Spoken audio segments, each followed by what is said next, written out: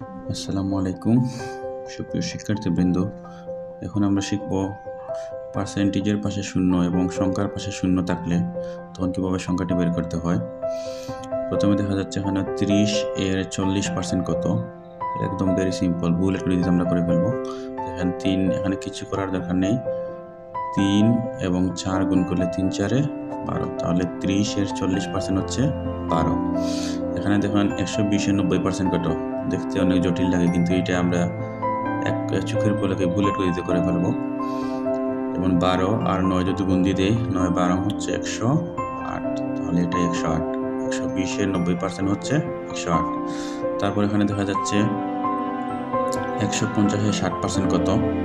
এটা বের করতে হলে অনেক সময় লাগবে, কিন্তু এখানে আমাদের বুলেট ম্যাথস কেয়ারে বুলেট গতিতে আমরা করে ফেলবো।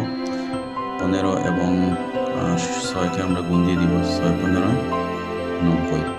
130 এর 30% কত, এটা আপনাদের জন্য রইল, কমেন্টে এর উত্তর বলে যাবেন।